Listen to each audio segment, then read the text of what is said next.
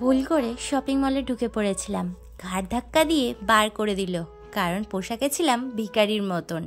তো hello everyone, welcome back to a new video. আশা করবো তোমরা সবাই ভালো আছো। নতুন একটা ভিডিওতে তোমাদের সকলকে জানাই অনেক ভালোবাসা। তো সকাল সকাল আমি কাজ বাজ সেরে নিয়েছি, ঘরে সেরে নিয়ে এদিকে চলে গেছি মাংসর দোকানে মাংস আনবো বলে। আর তোমাদের দাদাভাই গিয়েছিল, প্রচুর ভিড় ছিল বলে তোমাদের দাদাভাই এসে খেলতে গেছে অশোকনগরে। তার জন্য আমি আর আমার একটা বোনও দুজনে মিলে গেলাম মাংস আনতে। তো এদিকে রাস্তায় গল্প করতে করতে দুজনে যাচ্ছিলাম। তো আজ আমি তোমাদের সাথে শেয়ার করব আমার একটা অভিজ্ঞতার কথা, যেটা তোমরা অনেকেই এক্সপিরিয়েন্স বলতে পারো বা যা বলো সেটা বলতে পারো। তো আমি আজকে একদমই নর্মালভাবে রেডি হয়েছিলাম, সেরকম একটা রেডি হইনি, জাস্ট চুলটাকে হালকা করে মানে খোপা করেছিলাম, না সিঁদুর পরেছিলাম না কিছু পরেছিলাম, কিচ্ছু করিনি। তো আজ করবো আমি একটা এক্সপেরিমেন্ট। তো আমাদের যেখানে আমি চিকেন আনতে যাবো সেখানেই একটা ছোট্ট মল হয়েছে। তো আমি এই অবস্থায় গেলে আমাকে ঢুকতে দেয় না তাড়িয়ে দেয়, সেটাই আমি আজকে দেখবো। তো এদিকে দেখো চিকেনের লাইনে কত লাইন পড়েছে। তো এদিকে আমি লাইনটা দিয়ে অনেকক্ষণ দাঁড়িয়ে আমি ভাববো যে আমি যাবো কি যাবো না। দেন তারপরে অনেকক্ষণ চিন্তা করার পর এই যে শপিং মলটা দেখছো এটাতেই যাওয়ার কথা চিন্তা ভাবনা করা হচ্ছিল। তো অনেকক্ষণ ধরে চিন্তা ভাবনা করছিলাম যে যাবো কি যাবো না। এদিকে দুজনের মধ্যে কথা বলি করছি যে গেলে তাড়িয়ে দেবে না। তো তার মধ্যে আমি একটা টাকাও নিয়ে যাইনি, একদম বিনা মানে কোনো পয়সা ছিল না আমার কাছে। সেই অবস্থায় ঢুকে জিনিসপত্র দেখছিলাম এবং সমস্ত কিছু দেখা ফেকা করেছি। করার পরে তারপরে আমার সাথে যে এমন একটা অভিজ্ঞতা হবে সত্যি আমি ভাবিনি। আমি যা ভেবেছিলাম তার থেকে একদম অন্যরকম কিছু হচ্ছে। চলো সেটা লাস্টের দিকে গিয়ে ভিডিওতে আমি তোমাদের সাথে শেয়ার করব আমার সাথে কি হয়েছে এখানে শপিং মলটায় যাওয়ার পরে, আর কি করেছি না করেছি, কি আমার সাথে ব্যবহার করেছে, ভালো ব্যবহার করেছে না খারাপ ব্যবহার করেছে, সমস্ত কিছু শেয়ার করব তোমাদের সাথে। তোমরা ভিডিওটা একদম এন্ড অবধি দেখতে থাকো। তো এইদিকে দেখো জিনিসপত্র প্রচুর ছিল, আর এখানে একদম মানে গ্রাম অঞ্চলে বলে সেরকম একটা চলে না এই মলটা। তো ছোটোখাটোই মল, সেরকম বড় একটা না, ছোটোখাটো একটা মল টাইপের। তো এদিকে দেখো অর্ধেক জিনিস ফাঁকা রয়েছে আর কিছু জিনিস রয়েছে। তো সেটাই আমি দেখছিলাম। দেখতে এই দিদিভাইটার সাথে কথা হচ্ছিল।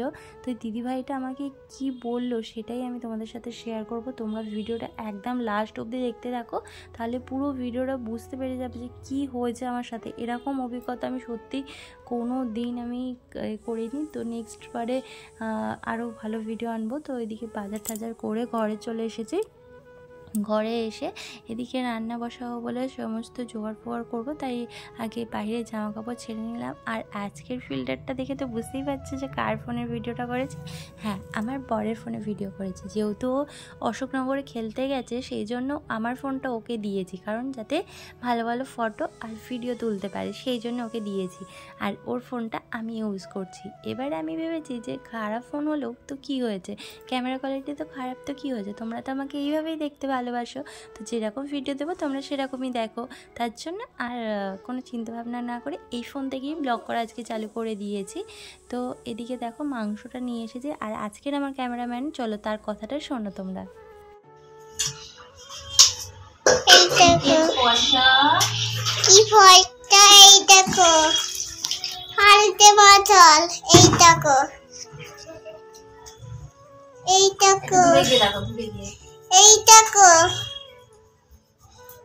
এই দেখো আমার মাংস দাঁড়াচ্ছে,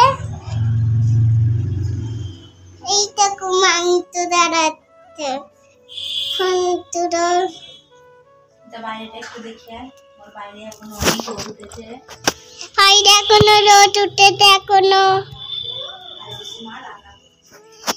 এইদিকে মা রান্না করছে।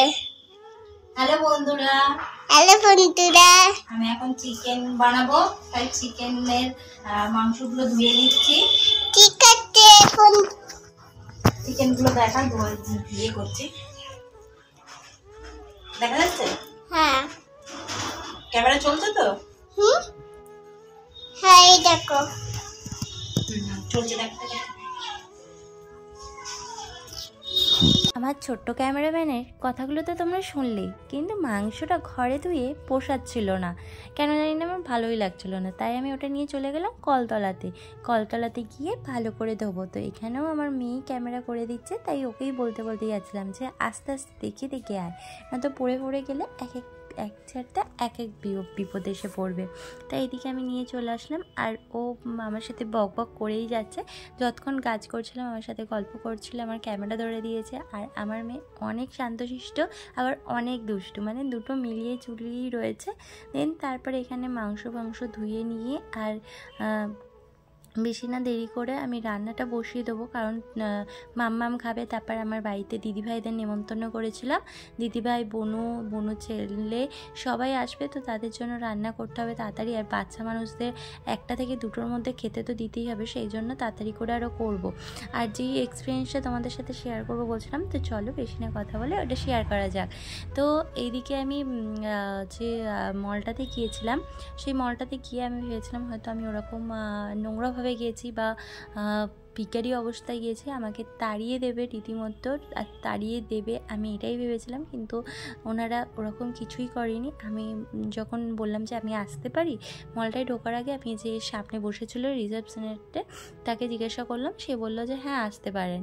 তো গিয়ে আমি সমস্ত কিছু নিলাম। আমি বললাম যে আমি পয়সা আনিনি, কিন্তু আমি কি এমনি দেখতে পারি পুরো মলটা ঘুরে?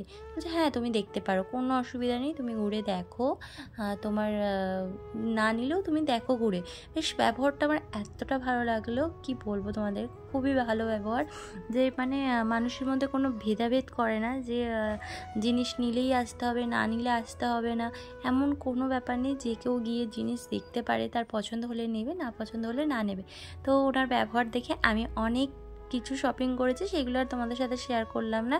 অনেক কিছু নিয়েছি টুকটাক করে, ছোটোখাটো যেসব জিনিস আমার দরকার লাগতো সেগুলো টুকটাক করে নিয়েছি। আমি নিয়ে তারপর যখন আসলাম আমি বললাম যে আমি টাকা নিই, কী করবো?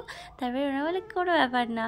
তারপরে আমি কী করলাম, আমি আবার অনলাইন পেমেন্ট, ঘরের সমস্ত কাজ করার পরেই সবে মাত্র এখন চান করে আসলাম। দেখো এখন কতটা বাজে ঘড়িতে, প্রায় 3:30 বাজতে যাই। এই সবে মাত্র চান করে আসলাম, এবার দুটো খাবো। আর দিদিভাইদের নেমন্তন্ন করেছিলাম, দিদিভাইরা মানে খেয়ে চলে গেছে। আর এখন এই সবে মাত্র চান করে আসলাম, এবার চান করে এবার খাবো, খেয়ে দিয়ে তারপর একটু ঘুমাবো। তো চলো ভিডিওটা আমি এখানেই শেষ করলাম। ভিডিওটা ভালো লাগলে লাইক কমেন্ট সাবস্ক্রাইব করে দিও, আর নোটিফিকেশানটা অন করে দিও, যাতে ভিডিও ছাড়লে তোমরা সবার প্রথমে দেখতে। বাই।